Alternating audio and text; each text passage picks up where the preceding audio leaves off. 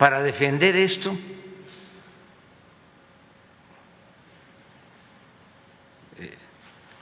Porque es mucha su prepotencia. Llegaron los ex presidentes del INE, puras finísimas personas.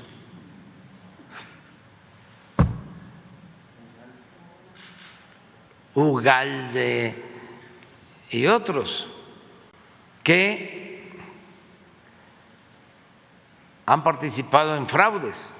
Presidente, en el Senado ya se aprobó con modificaciones el Plan B de su reforma electoral. Se prevé que hoy se lleve al Pleno. La oposición ya advirtió que acudirá a la Suprema Corte de Justicia para impugnarla. Considera que es una reforma regresiva y antidemocrática. ¿Cuál es su opinión sobre esto? Pues que tienen todo el derecho de ir a la Corte en el caso de que se apruebe en el Senado y en la Cámara de Diputados. Se puede solicitar una controversia con el alegato de que es inconstitucional y son los ministros de la Corte los que van a resolver.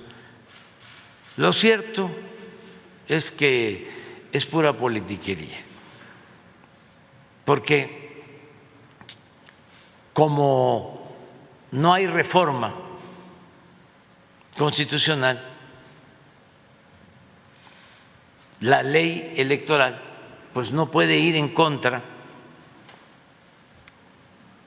de lo que establece la Constitución, que es la ley de leyes. Entonces, la ley que enviamos nosotros de reforma electoral tiene todas esas limitaciones. No se puede, que era lo más importante, reducir el número de legisladores de 500 a 300. No se puede quitar a los plurinominales y que todos los representantes sean auténticos representantes del pueblo, que los elija la gente, no que vayan en una lista porque son gente cercanas a los dirigentes de los partidos. Eso no se puede, ya quedó así. También la disminución de presupuesto, como no hubo reforma constitucional, no toca a los partidos,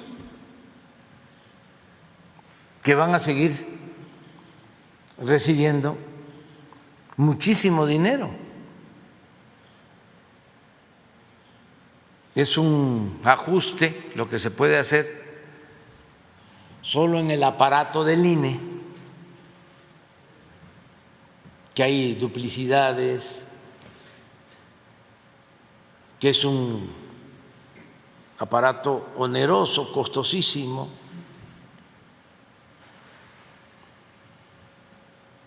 Tampoco puede el pueblo elegir, como se buscaba con la reforma constitucional, a los consejeros,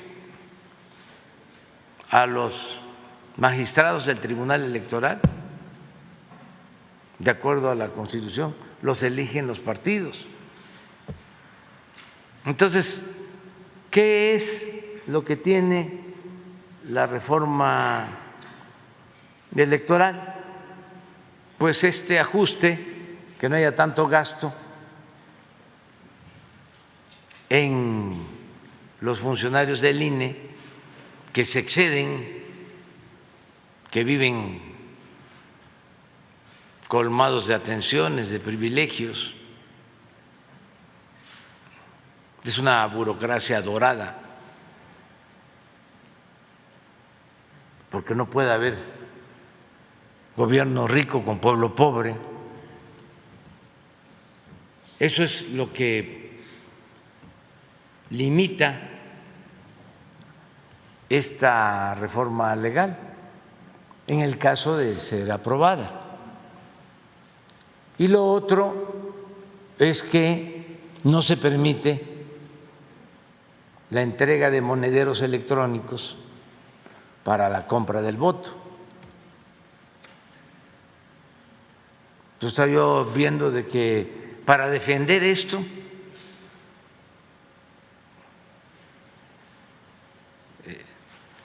porque es mucha su prepotencia, llegaron los ex presidentes del INE, puras finísimas personas.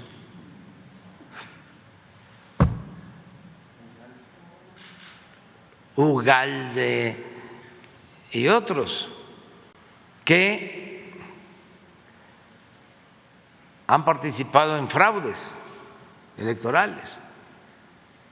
Ugalde fue el que,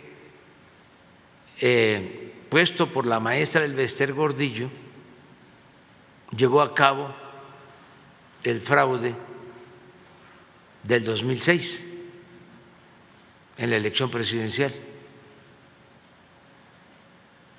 Imagínense lo que hizo Ugalde, contrató para contar los votos al cuñado de Calderón, que era el candidato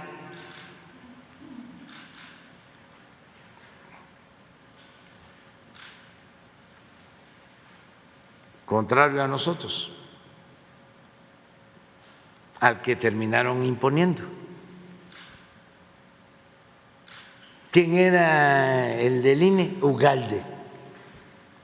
¿Quién contrató a Hildebrando, cuñado de Calderón, para contar los votos? Ugalde. ¿Quién va ayer a defender la democracia, entre comillas, al Senado? Ugalde.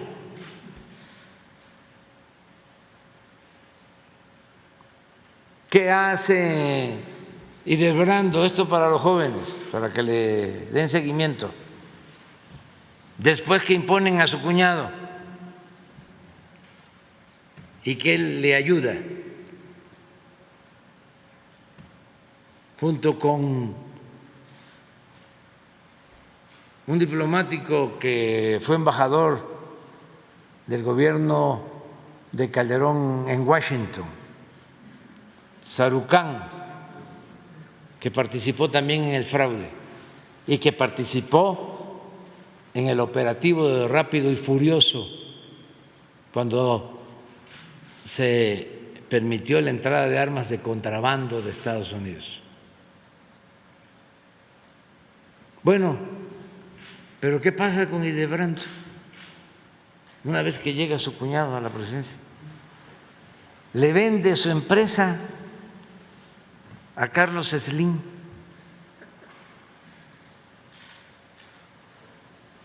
En varios millones de pesos. ¿Cómo se llama eso?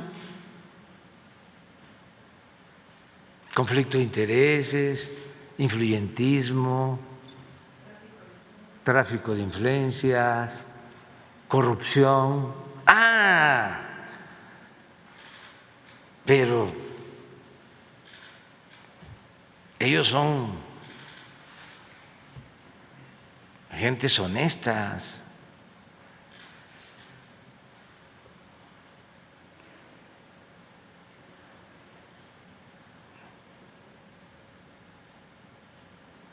Entonces, todo esto es lo que está de por medio ahora. Y también no crean que es un asunto decisivo. ¿Por qué no es decisivo? Porque no depende de esa ley el que haya democracia en México. Afortunadamente depende del pueblo. Solamente, y no pueden hacerlo, que ellos reformaran la Constitución para establecer que el voto del pobre vale la mitad de lo que vale el voto del rico. Pero eso ya no se puede. Lástima.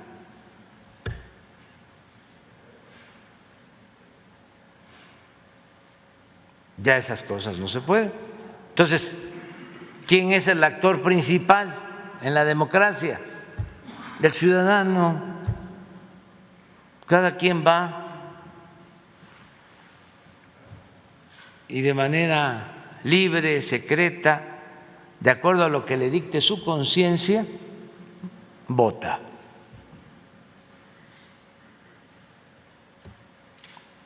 Y con un pueblo politizado como el nuestro, dicen polarizado el país. No, politizado el país, que es distinto. Polarizado ni siquiera en lo cuantitativo. No es para presumir, pero tenemos el 70% de aceptación. Polarización sería que fuese 50-50, pero 70-30 no es polarización. Eso es lo cuantitativo. Y en lo cualitativo, pues imagínense un pueblo que resiste toda una campaña de desprestigio, golpista de medios de información,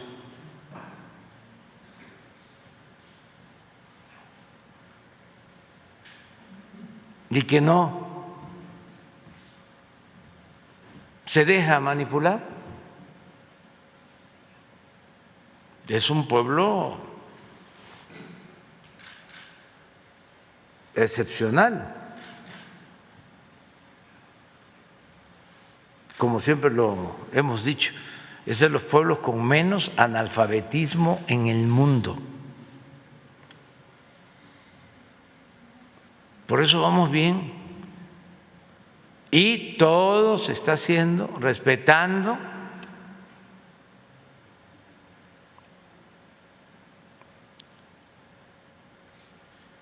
el Estado de Derecho. No tenemos mayoría como era antes, ni damos instrucciones en el Poder Judicial para que las resoluciones nos beneficien, ni me importa. Porque cuando yo le pida a un ministro que vote a favor de algo que beneficie al Ejecutivo, pierdo autoridad. Sobre todo pierdo autoridad moral. Y el que no tiene autoridad moral, pues no tiene autoridad política. Y no se puede gobernar un país sin autoridad política. Es como si yo voy al Senado y les digo a los senadores, ayuden. No, cada quien tiene que asumir su responsabilidad. ¿Cómo actúan los ciudadanos? ¿Cómo actúa el pueblo? Yo estoy muy orgulloso porque cada vez que escucho opiniones de la gente o que leo algo en redes sociales, me siento muy satisfecho. O el día de la marcha, que 5 horas, desde las 9 de la mañana hasta las 3 de la tarde, en una marcha muy peculiar, porque no podíamos marchar, no podíamos caminar. Bueno, pero volteaba yo a ver así, alrededor, la mayoría jóvenes. Nunca en el tiempo que llevo luchando por la democracia, por la justicia, había participado en una marcha, en un acto, con tantos jóvenes. Era yo feliz, feliz, feliz. Imagínense lo que pensaba. No, pues ya tenemos relevo generacional. Esto ya se echó a andar.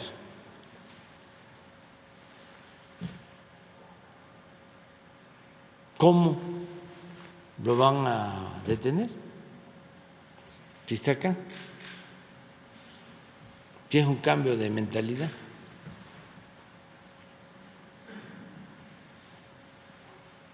Entonces, vamos bien, pero a ver.